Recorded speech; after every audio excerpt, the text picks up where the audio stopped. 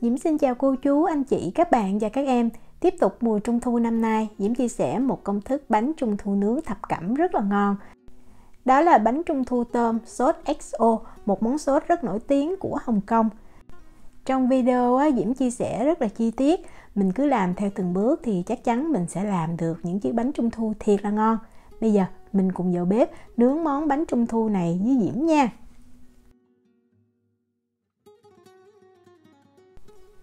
Đầu tiên mình đi chuẩn bị tôm trước. Thì tôm ở đây Diễm thấy mình nên dùng tôm sú thì cái màu nó sẽ đẹp.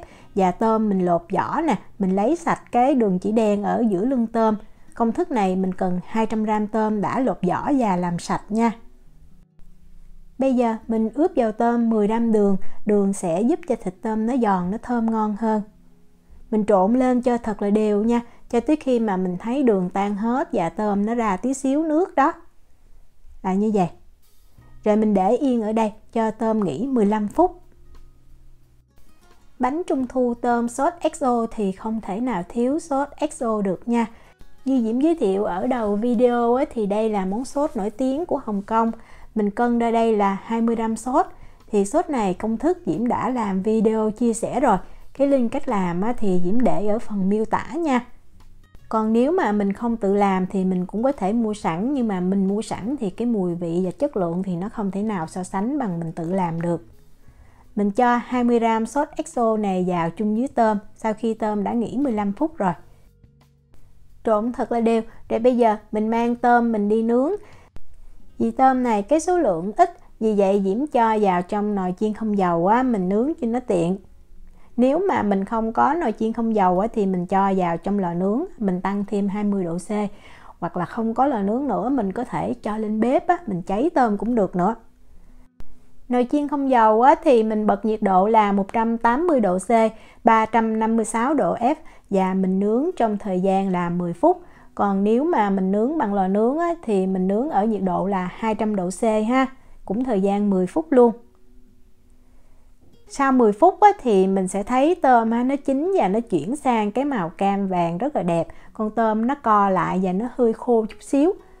Mình nướng khô ráo như vậy thì cái nhân bánh sẽ giữ được lâu hơn. Để ở đây nha. Bây giờ mình đi chuẩn bị những nguyên liệu khác. Ở đây Diễm có 20g mè trắng và mè này chưa có rang. Vì vậy bây giờ mình bắt lên một cái chảo nhỏ và mình rang cho nó vàng ha. Mình cứ để lửa trung bình, khi mà mình thấy mè nó vừa thơm và chuyển sang cái màu vàng nhạt là mình nhắc khỏi bếp. Tiếp theo mình có 40g hạt dưa.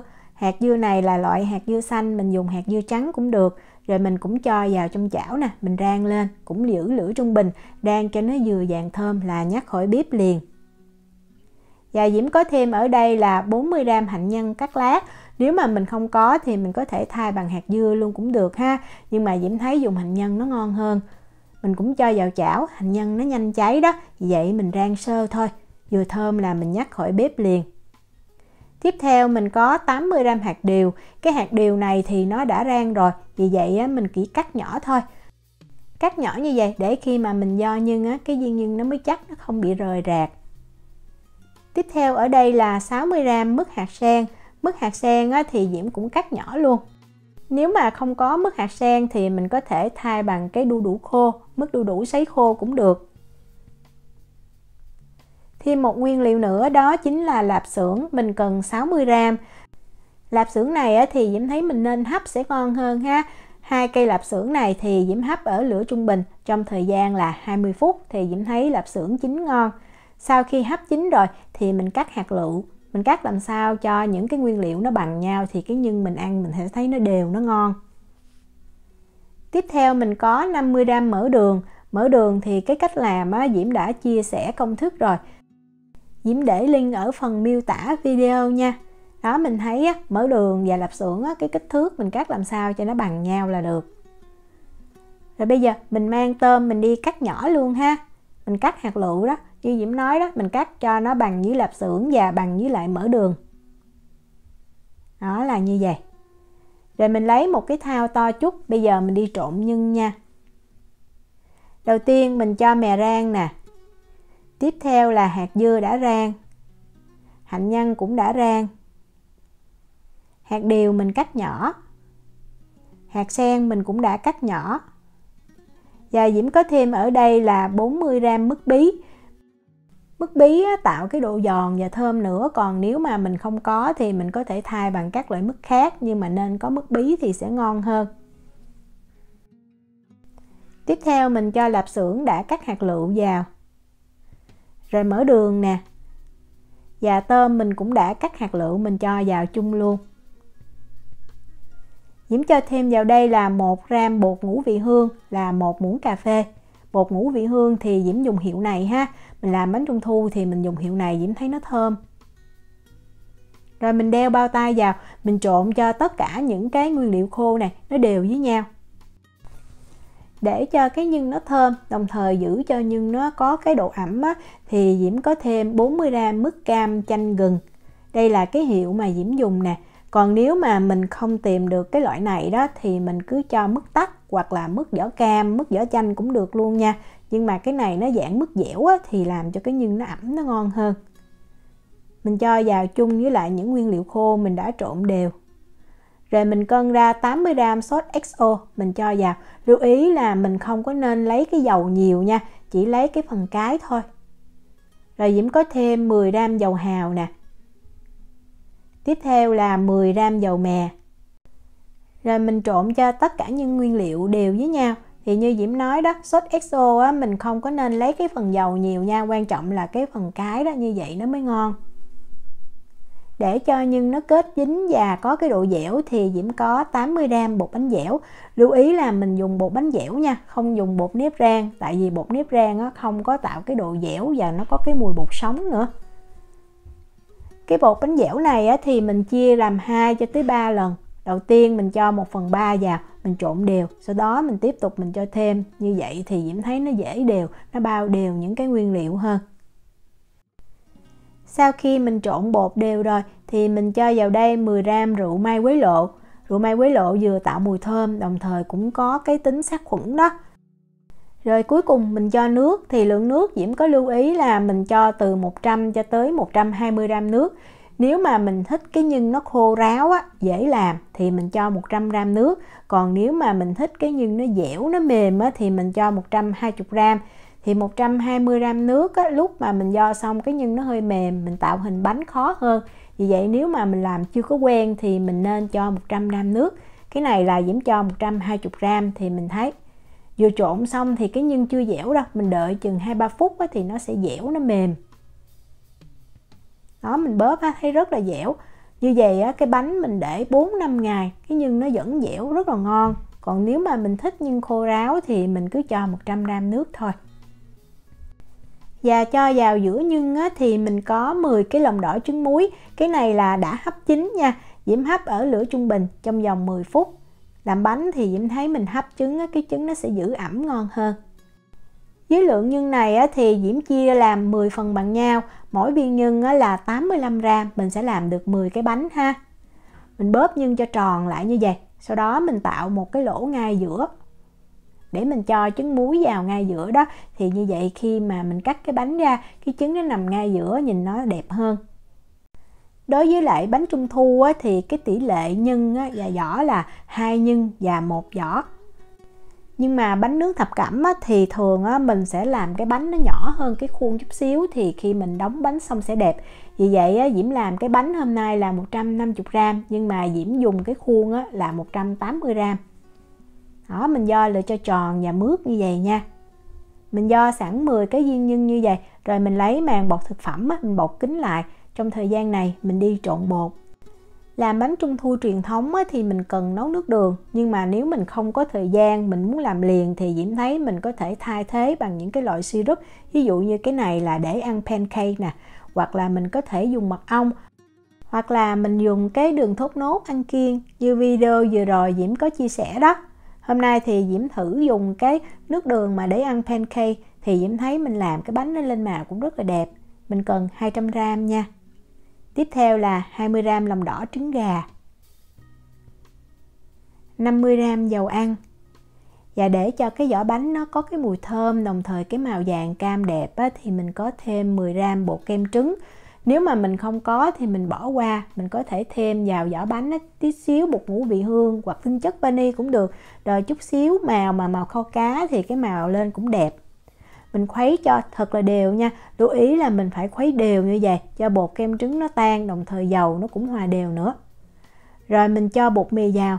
Bột mì thì Diễm dùng bột mì số 8 hay là bột bánh, và lượng bột mì thì tùy cái nước đường nó loãng hay không á, nó dao động từ 280 cho tới 300 gram. Đối với cái bột hôm nay Diễm dùng á, cái bột hiệu Thái Lan thì Diễm cho 285 gram bột thì Diễm thấy rất là vừa. Mình có thể cho 200 gram bột trước, sau đó mình sẽ cho thêm như là những video trước đây Diễm có chia sẻ rồi đó. Còn nếu mà mình làm quen thì mình có thể cho bột vào liền luôn. Đó, mình nhồi cho thiệt là mịn ha, không còn bột khô nữa. Và khi mà mình cầm cái miếng bột lên đó, mình bóp thử mình thấy nó rất là mềm, bóng và mướt.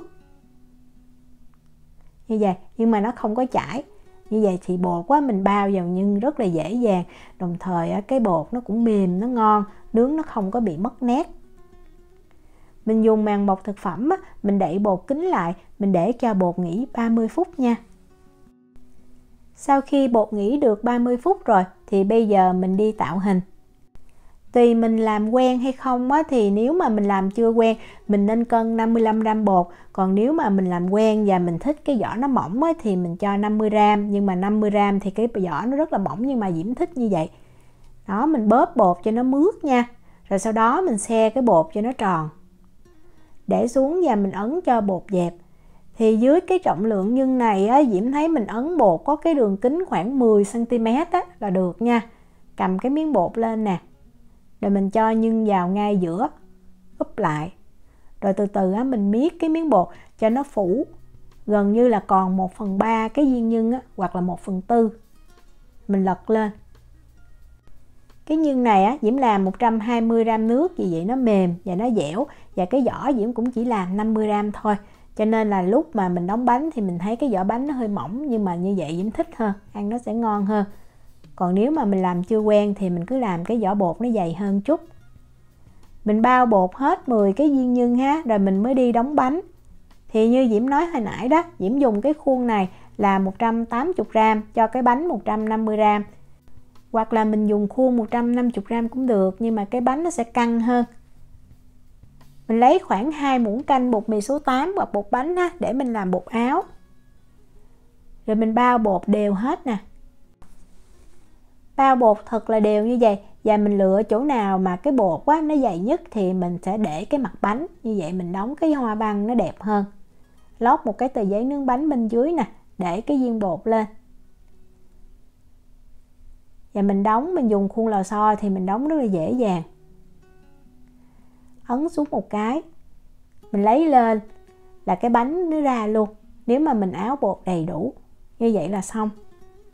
Năm nay Diễm không có mua cái khuôn bánh trung thu mới, Diễm dùng cái khuôn cũ. Cái khuôn này thật ra Diễm cũng chưa có hài lòng lắm, tại vì nướng nó khó chín đều. Nhưng mà mình cứ làm thôi ha. Sau khi đóng bánh xong thì mình mang mình đi nướng liền. Mình làm nóng lò nướng trước nha. Mình để bánh ở rãnh giữa của lò nè. Và mình nướng ở nhiệt độ là 220 độ C, 428 độ F trong thời gian từ 10 cho tới 12 phút. Lò mình không có bật quạt nha. Sau 10 phút thì mình nên canh. Mình thấy vỏ bánh nó chín đục hết luôn và nó vàng xém cạnh thì mình lấy ra liền. Mình đừng có nướng lâu, tại vì cái bánh nó rất là dễ bị nứt, nhất là cái nhân mình làm mà có cái lượng nước nhiều đó. Lấy ra khỏi lò thì mình phun liền nước lên trên bánh đều hết luôn. Sau khi phun nước xong thì mình để ở đây cho bánh nó nguội, rồi mình mới mang mình đi nướng lần thứ hai. Thì Diễm thấy Diễm để thường là 30 phút, nhiệt độ nhà Diễm bây giờ là 23 độ C. Trong thời gian này thì mình đi làm cái hỗn hợp để mình phết lên bánh. Mình có một cái lòng đỏ trứng gà nha. Rồi mình lấy một muỗng canh lòng trắng trứng đó, mình cho vào. Tiếp theo là một muỗng canh nước. Và 1/2 muỗng canh dầu mè. Nếu mà mình thích cái màu đậm hơn thì mình có thể cho một tí xíu màu kho cá hoặc là màu vàng cam cũng được. Cái cọ thì mình nên dùng cái cọ nhỏ mình phết như vậy nó sẽ đẹp hơn, nó đều hơn. Khuấy đều, rồi mình chấm cái cọ lên cái thành của cái chén, một cái ly đó. rồi mình mới phết lên bánh. Mình phết lên khi mà bánh đã nguội rồi ha. Phết một lớp thiệt là mỏng và thiệt là đều lên những cái hoa văn. Rồi sau đó mình mang mình đi nướng lần thứ hai. Mình cũng làm nóng cái lò nướng trước và mình mới cho bánh vào. Diễm cũng để bánh ở rãnh giữa của lò nè. Và lần thứ hai này á, mình nướng ở nhiệt độ là 200 độ C, 392 độ F trong thời gian từ 6 cho tới 8 phút. Sau 8 phút thì mình nên canh nha. Mình thấy cái mặt bánh nó vàng là mình lấy ra liền.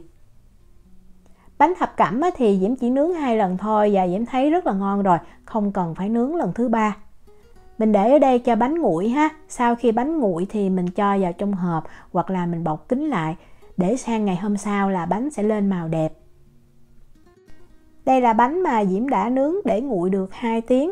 Thì do bột mỏng mình thấy cái thành nó không có được đứng, nhưng mà cái vỏ bánh mỏng á, ăn nó ít ngán. Màu bánh mình thấy nó chưa có được mướt lắm. Trong khi cái bánh này là Diễm đã để được 1 ngày rồi nè. Mình thấy mướt hơn rất là nhiều, bắt đầu lên màu đẹp. Cái nhân này thì lúc mà Diễm cho cái sốt XO á, Diễm cho dầu hơi nhiều. Vì vậy Diễm thấy dầu nó bị tươm ra nè khi mà mình nướng bánh. Nhưng mà thực ra như vậy nó lại ngon, nhưng mà nhìn cái bánh thì nó không có được đẹp lắm. Đây là bánh mà Diễm cắt ra nè, rất là ngon luôn. Diễm chúc cô chú, anh chị, các bạn và các em thành công với lại món bánh trung thu này. Nếu mà có thắc mắc gì thì cứ để lại lời nhắn hoặc là gửi tin nhắn cho Diễm. Diễm cảm ơn sự quan tâm theo dõi video rất là nhiều. Hẹn gặp lại trong những video tiếp theo. Chào tạm biệt.